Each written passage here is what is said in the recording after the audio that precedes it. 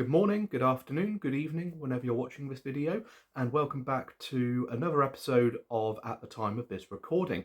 So we're going to do things a little bit differently today.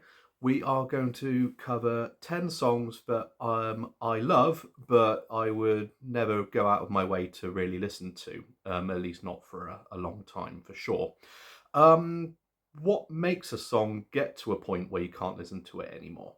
It could be it could be for any number of reasons. It might be that the song is overplayed, or it might remind you of someone that you loved or you hate, or it could just simply a change in music, styles that you prefer.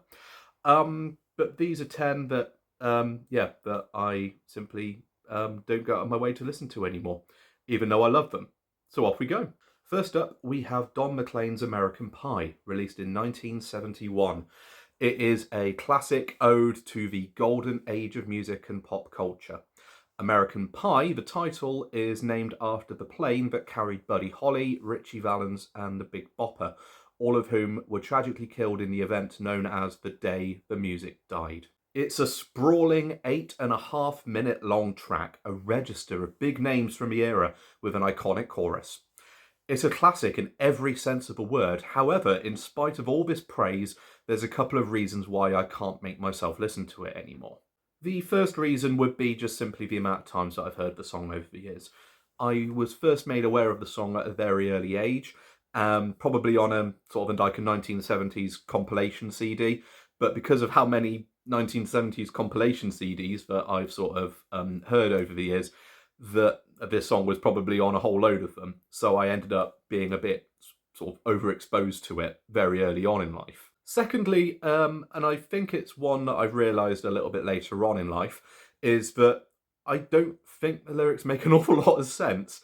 It might just be that I'm thick and I'm not sort of picking up on certain things that are obvious that it's about someone, but there's a lot of characters in the song. So you've got like the king, the queen, the jester, the jack.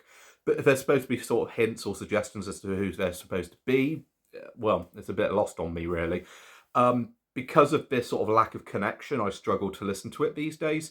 I fully appreciate its cultural impact and influence on countless musicians for what it would be over half a century later. And with just under 1 billion streams on Spotify at the time of this recording under its belt, it's, it's a hugely impressive feat. Released in 1995 at number 2, appropriately because it never actually reached number 1, despite its unwavering popularity and its rightful status as a classic, we have the Oasis song Wonderwall. Synonymous with the guy with the guitar aesthetic and heard countless times on the streets by buskers and open mic night performers, it's come to no surprise that it was one of the first songs I thought of when doing this list. The Mancunian Icons have so many classics in their discography, but when comparing it to the likes of Live Forever, Cigarettes and Alcohol, Slide Away, Don't Look Back in Anger, Some Might Say, etc., I don't think it even comes close to those songs anyway. I guess I just prefer their more energetic, rowdy stuff. But that being said, Cast No Shadow is really, really good and one of my absolute favourite Oasis songs. And with over 2.5 billion streams, it is one of the most listened to songs on Spotify. And for good reason. It's a great song and it's timeless. But I'd quite happily pass on it for a long while, purely down to the overexposure factor. Released in 2004, we have this song by the Las Vegas outfit The Killers, and you'll never guess which one it is. Drum roll, please. It is Mr. Brightside, of course. I absolutely love The Killers, and they have been a fixture on my regular listening since I first discovered them via Smile Like You Mean It on Top of the Pops back in 2004. The song, however, Mr. Brightside, would be the one that everyone would remember more than any other from them. The reason why it's on here is pretty straightforward, really. It's just down to the sheer amount of exposure, or overexposure, really, since its release. Every wedding, pub, garden, barbecue, etc. will have this song on a playlist for any occasion.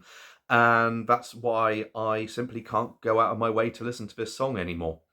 And it's also become a bit of an anthem for drunken louts. And no, I don't take... I don't really like that very much about it. At number 4, we have every guitar shop employee's nightmare. 3 words to make them shudder. Stairway to Heaven. Released in 1971 and is musically an absolutely mesmerising song. But it is one of those epic songs that, again, has been ingrained by pretty much every single person and has become a staple on any classic music radio station or music channel. And with over 1 billion streams on Spotify, that is plain to see.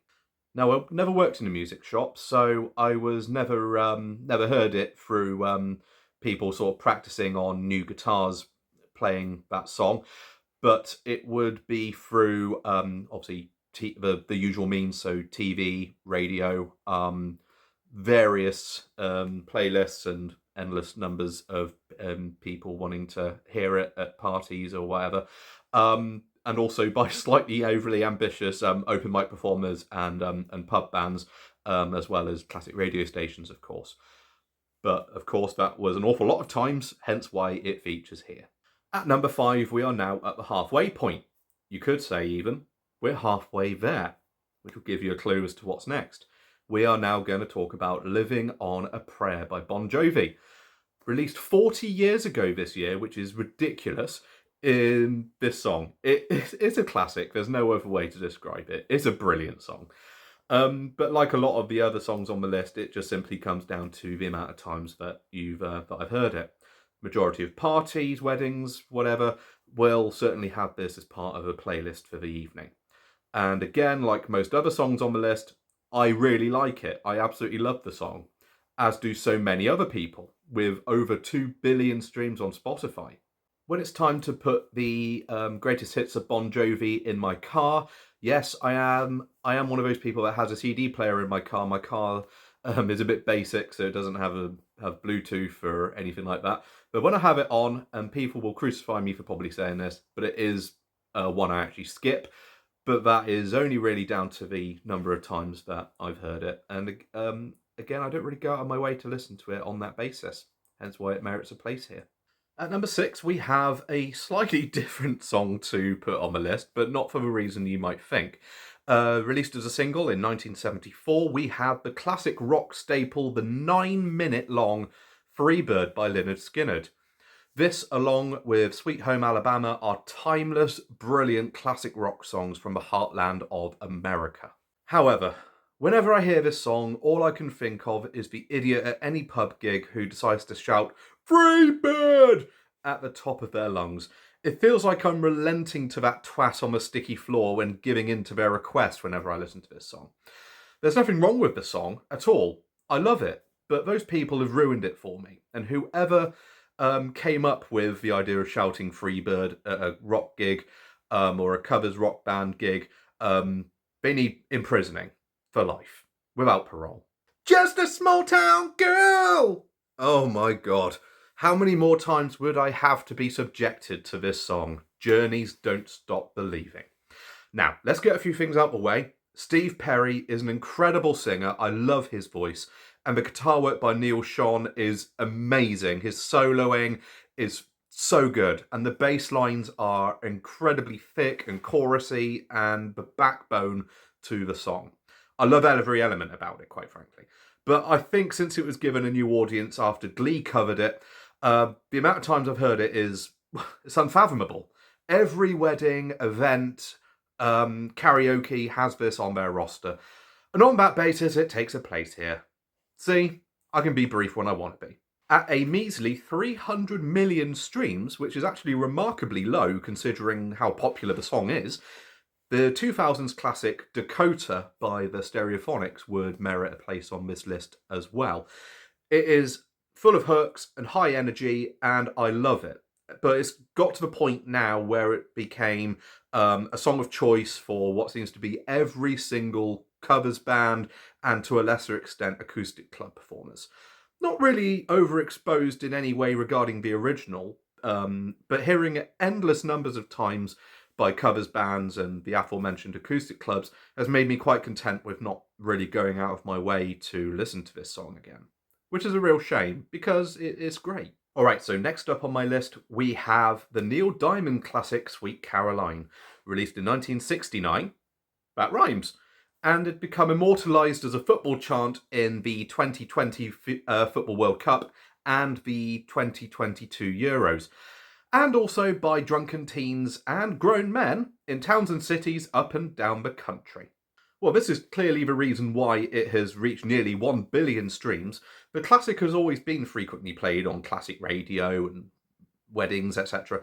But since the revival in its popularity, it definitely has got to the point where I've got so fed up with it, and I'm hoping that some of you would feel the same.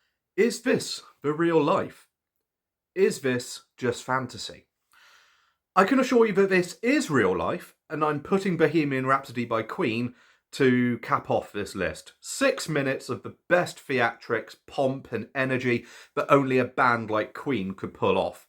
It is a stunning track, and even over 50 years later remains a timeless classic and has become synonymous with the band.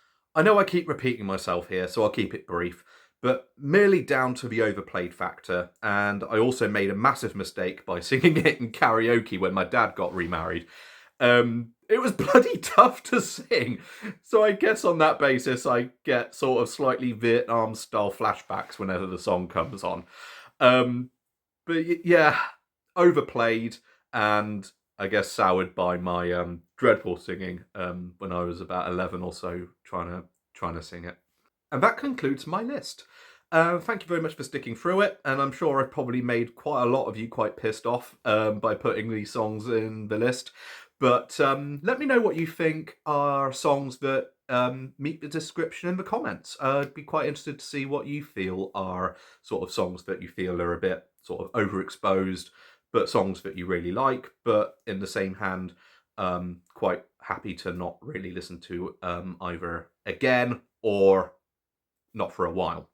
So yeah, I will see you on the next video, and thank you again for watching. Take care of yourselves and stay hydrated. Bye bye.